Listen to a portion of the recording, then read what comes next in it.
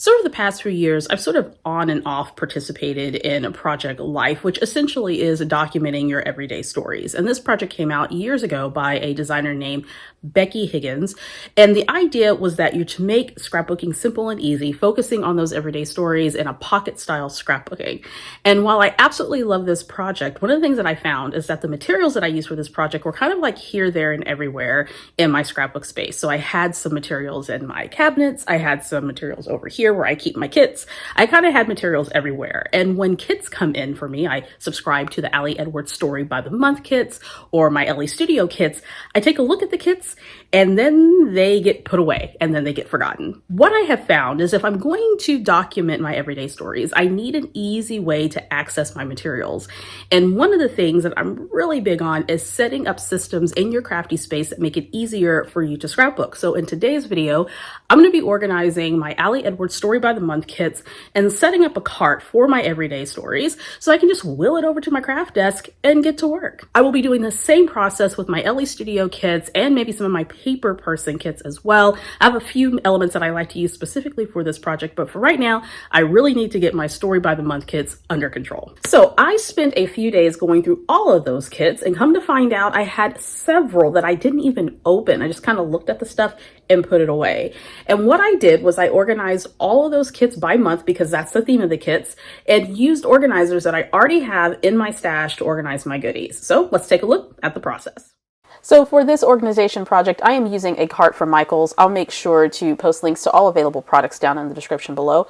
I was using this cart for my December daily items, but decided to put all of that away because honestly, I'm just not in the mood to document anything Christmas related right now.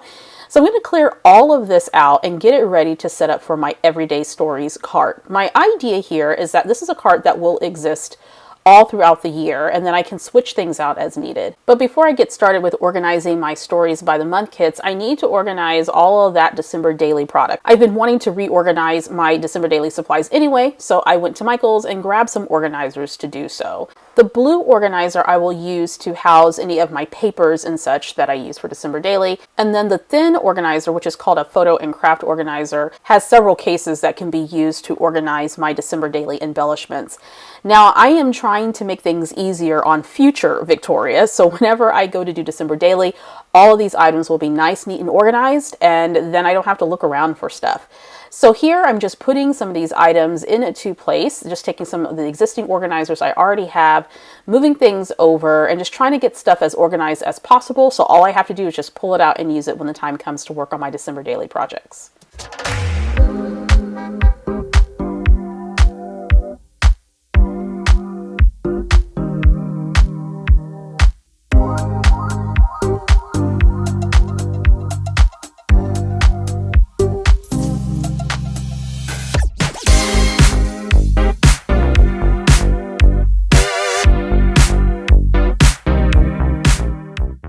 Now that that's done, I'm trying to figure out what organizers I want to use to set up my Everyday Stories organization.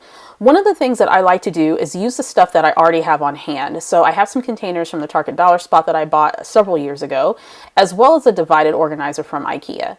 Now, before anything goes into this cart, I have to go through all of these kits. These kits date back at least 3, maybe 4 years worth of kit supplies. I'd probably say on average about 3. And I want to make sure that I have them all corralled and organized in such a way that makes it easy for me to use. Because currently, if I wanted to use something, I would have to dig for what I was looking for, and it just wastes time. And I don't like doing that. So I'm going to go through and I'm going to break up all these kits and I'm going to organize them by month because that's how they are designed. So ideally, you get a new kit every month and then you can use that kit for that month's stories. Now, I do have some other supplies, as I mentioned earlier. Here's my Ellie Studio stash, and I will deal with that on a different day. I also have some things from the paper person, and I, again, will deal with that on another day. The way that I like to organize is just work on one project at a time so I'm not overwhelmed.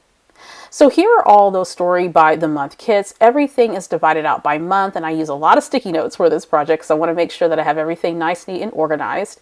And later on in this video, I'm going to be making some dividers so that I know what items go with what month. Now, I mentioned earlier that I didn't buy anything new for this project, but that's not entirely true. I did buy those 2 organizers that I showed you earlier, But over the course of working on this project, I realized that I needed some more organizers. So I went to Joann's and I found this divided organizer. It's from ArtBin. And what I'm going to do is take all of the little embellishments that came with these Story by the Month kits and divide them all out by month, taking the chipboard pieces off their backings to just make it a little bit easier for me to see what I have and to use it whenever I'm creating projects.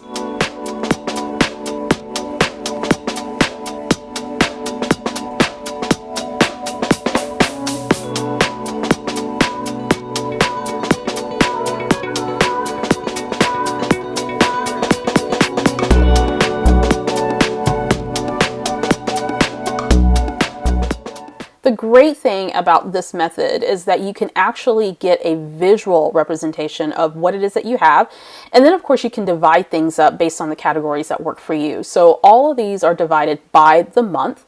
I also have a second container for things like wood veneer and acrylic pieces that come with these kits. So the first one is chipboard primarily, and then the second container will be the other elements. And then of course, as I'm organizing all of this, I find 2 more kits. So I'm going to break those down and add them to the organization process.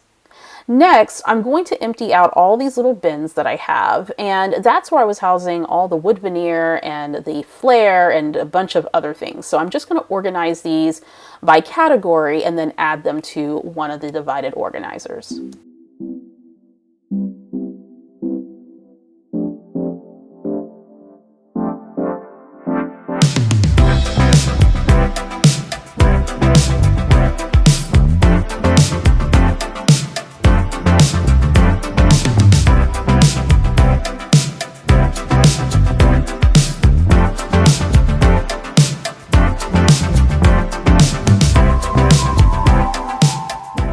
Now, once I had the initial round of embellishments sorted, I went through and found even more chipboard pieces and other elements. So I took the time to take those again off their backing and added those to the divided organizers.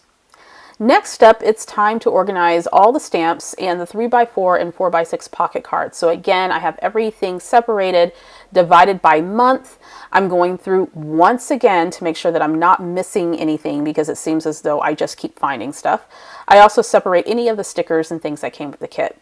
One of the organizers I'm going to use for the 3x4 and 4x6 pocket cards is this pocket card organizer from scrapbook.com. I absolutely love it. And then I'll have a few other things that I will use to organize the stickers and such. So I'm just laying everything out to see what I have. And then I'm going to start the process of sorting, taking all of the cards out of its packaging because there are some that I never opened. So this is why I want to go through this process because, of course, I need to see what I have so I can start using it.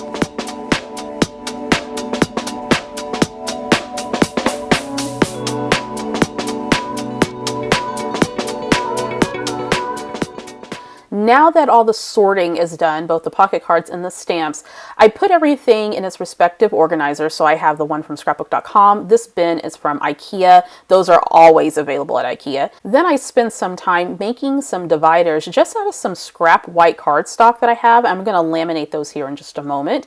And of course, add the months of the year to those dividers. Down below on the second tier, I have my stickers there in the back and a little fabric organizer that was from the Target Dollar Spot, as well as some bins with some little embellishments that didn't fit in the divided organizers. And of course, the divided organizers are there at the bottom. So let's go ahead and make some dividers. This is really easy. All I did was I cut down some cardstock, solid cardstock from my stash, slightly bigger than 3x4 and 4x6. That way I have space on the dividers to add the month. Once that's done, I just used some laminating sheets and ran that through my Mink machine. You can do so with a laminating machine. And then of course I added labels to all of the dividers. So I needed a set for my 4x6 pocket cards, a set for my 3x4 pocket cards, and then another set for my 3x4 stamps.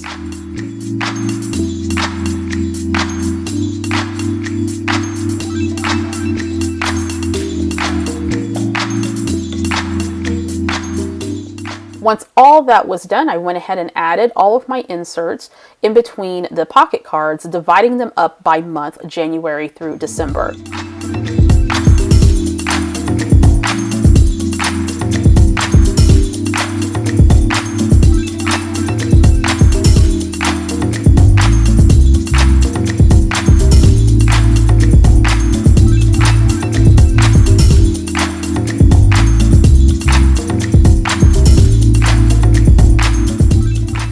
And I'll do the same process for the 3x4 stamps. Now, one of the things I did notice when I got my kits this year is that the 3x4 stamps are coming in these little 3x4 sleeves, and I do plan to buy some for all the rest of my stamps. But for now, I'm going to take the stamps out of their plastic packaging. I have them all divided by month, and when I do get the sleeves, I'll just transfer those into a sleeve so I can keep the stamps protected.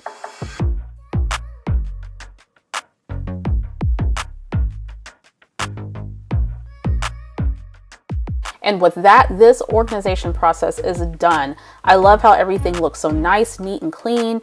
Everything is organized, and I can easily access all the materials that I need when I'm working on my Project Life or Everyday Stories projects. One of the main tips I want to leave with you is this. Your organization system has to work with how you work currently. So as you are going through and you're looking at different sections of your space and trying to decide how best to organize your supplies, make sure that you first keep in mind how you actually create in your space. For me, I need labels, I need things divided, and I do not want to spend a lot of time looking for the materials that I want to use. I want to grab what I need and be able to use it immediately so I can enjoy the process of creating.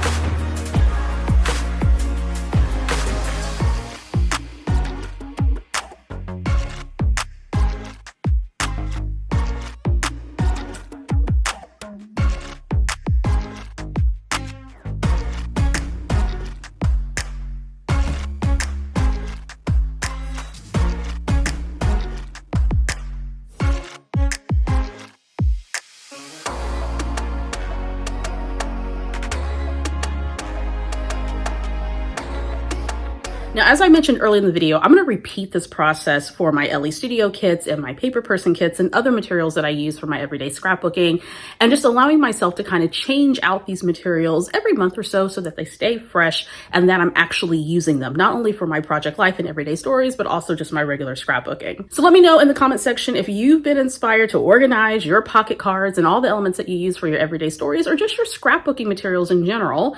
One of the things I highly recommend is that you develop an organization system that works for you, that helps you to make beautiful scrapbook projects.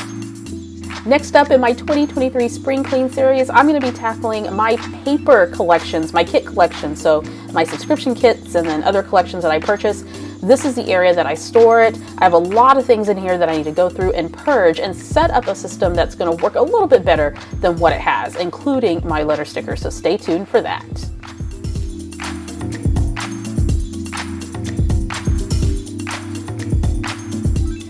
If you're looking for more spring clean inspiration, check out my series from last year when I organized my entire craft studio.